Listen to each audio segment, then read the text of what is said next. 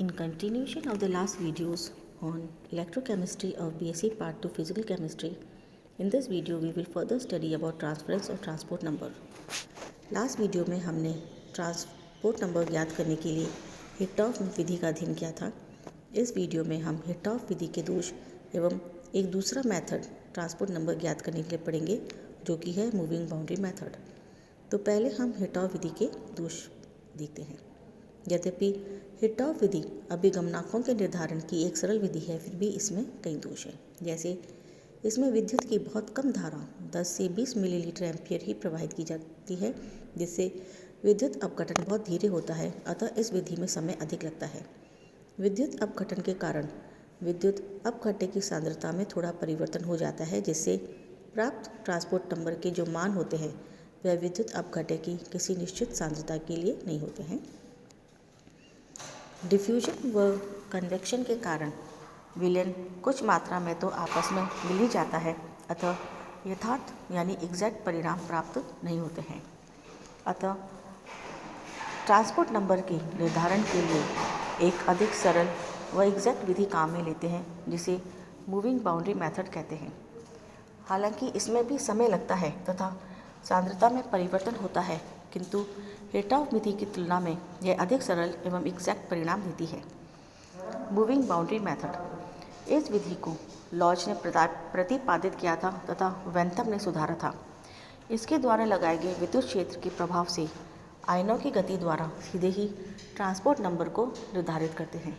यह विधि दो आयनिक विलयनों के बीच की सीमा के अभिगमन द्वारा आयनों की गतियों के आयन अध्ययन पर निर्भर करती है। इस विधि के सिद्धांत को समझने के लिए हम एक एक्सपेरिमेंट करते हैं, जिसमें धनायन के अभिगमनांक का निर्धारण करते हैं, जैसे HCl का विलयन। तो HCl के विलयन को हम मुख्य विद्युत अपघट्य के रूप में लेते हैं। इस कार्य के लिए इस मेथड में हमें एक दूसरा विद्युत अपघट्य लेना पड़ता है, और जिसे हम सूचक विद्युत अपघट्य कहते हैं। सूचक विद्युत अपघट्य के चयन में हमें दो बातों का विशेष ध्यान रखना चाहिए। पहला, सूचक विद्युत अपघट्य के धनायन का जो वेग होता है वह मुख्य विद्युत अपघट्य के धनायन से कम होना चाहिए। दूसरा, मुख्य तथा सूचक विद्युत अपघट्य के ऋणायन समान होने चाहिए, यानी कॉमन होने चाहिए। इसके अनुसार हम HCl अगर मुख्य विद्युत अपघट्य है तो हम सूचक विद्युत अपघट्य कैडमियम क्लोराइड लेते हैं, जिसमें कैडमियम की जो चाल होती है वह प्रोटॉन से कम होती है तथा दोनों में क्लोराइड आयन समान है। इस विधि में प्रयुक्त उपकरण चित्र 5.11 में दर्शाया गया है।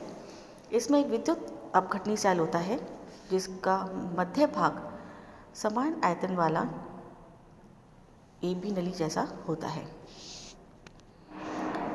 जिसे ऊर्ध्वाकार स्थिति में लगा दिया जाता है। चित्र में दिखाए गए अनुसार इस नली में HCl तथा कैडमियम क्लोराइड भरे जाते हैं, जिसे बीच वाली नली में दोनों विलयनों के बीच एक स्पष्ट सीमा AA' दिखाई देती है।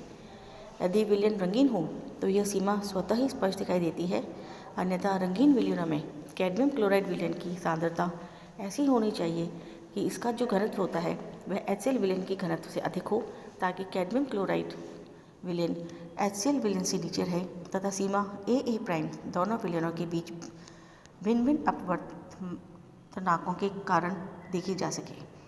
HCl तथा कैडमियम क्लोराइड के विलयनों में क्रमशः प्लैटिनम के तार को कैथोड नली के सिरे पर एवं कैथोड छड़ को एनोड नली के पैंधे पर कैडमियम क्लोराइड के विलयन में लगा दिया जाता है।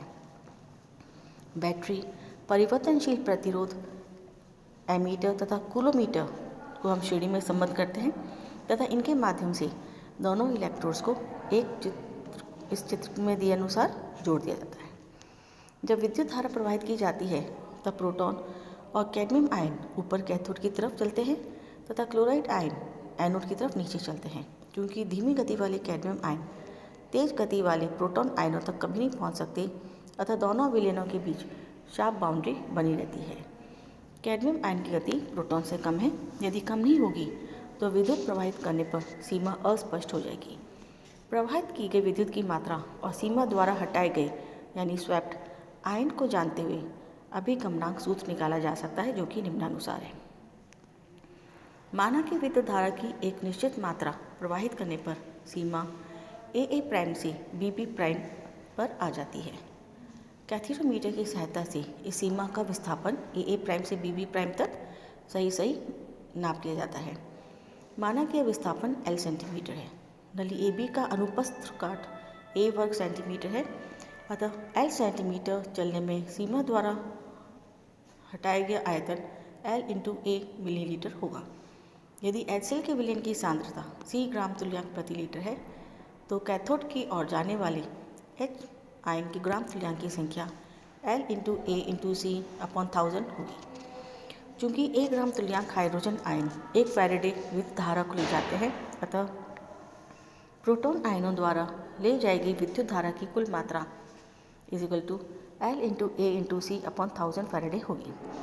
यदि प्रवाहित की गई विद्युत धारा की मात्रा Q coulomb Q upon F Faraday है, तो हम देखते हैं कि H का जो अभिगमनांक है वह होगा K H प्लस द्वारा ली जाएगी विद्युत की धारा अपॉन संपूर्ण विद्युत धारा L into A into C upon 1000 upon Q upon F, यानी L into A into C upon 1000 upon Q upon F। और इस इक्वेशन को अगर हम सिंप्लीफाई करते हैं तो F न्यूमरेटर में आ जाता है और Q डिनोमिनेटर में रहता है, और ये समीकरण हो जाता है H का अभिगमनांक L into A into C into F upon 1000 into Q 96.5 into L into A into C upon Q। अब हम इसे एक उदाहरण से समझते हैं। माना कि गतिशील परिसीमा विधि में 0.001 एन HCl विलयन में 20 मिनट तक 11.0 मिलीलीटर एम्पियर की विद्युत धारा प्रवाहित की गई है। इस विधि में LiCl में विलयन को सूचक के रूप में काम लिया गया, यानी HCl हमारा मुख्य इलेक्ट्रोलाइट है और LiCl हमारा इंडिकेटर इलेक्ट्रोलाइट है। प्रयोग के उपरांत परिसीमा 1 सेंटीमीटर व्यास वाली नली में 13.9 सेंटीमीटर विस्थापित पाएगी। अब हमें इसका प्रोटॉन तथा क्लोराइड आयन का अभिगमनांक ज्ञात करना है। अगर हम इसका सॉल्यूशन देखें तो प्रोटॉन का अभिगमनांक बराबर है L into A into C into F upon 1000 Q। अब हम इन टर्म्स की वैल्यू देखते हैं तो Q का मान है विद्युत की धारा की तीव्रता इंटू समय, तो Q is equal to 11 into 10 raise to the power minus 3 ampere into 20 into 60 second. Q is equal to 11 into 10 raise to the power minus 3 into 1200 ampere second, और Q is equal to 11 into 10 raise to the power minus 3 into 1200 coulomb. L का मान है 13.9 centimetre, C का मान है 0.01 ग्राम तुल्यांक पर litre, और A का मान है pi r square is equal to 3.14 into 0.5 square centimetre square. अब हम इन सभी का मान इस इक्वेशन में रखते हैं तो हमें प्रोटॉन का अभिगमनांक प्राप्त होता है। प्रोटॉन का अभिगमनांक is equal to 139 into 3.14 into 0.5 square into 0.01 into 96500 upon 1000 into 11 into 10 raise to the power minus 3 into 1200। तो प्रोटॉन का अभिगमनांक आया 0.80।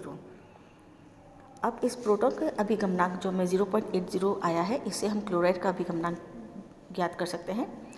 क्लोराइड का अभिगमनांक है बराबर 1 माइनस प्रोटॉन का अभिगमनांक, जो कि हुआ बराबर 1 माइनस 0.80। तो क्लोराइड का अभिगमनांक आया 0.20। तो हमें प्रोटॉन का अभिगमनांक ज्ञात हुआ 0.80 और प्रोटॉन का अभिगमनांक हमें ज्ञात हुआ 0.20 मूविंग बाउंड्री मेथड से। This is all for today. Thank you.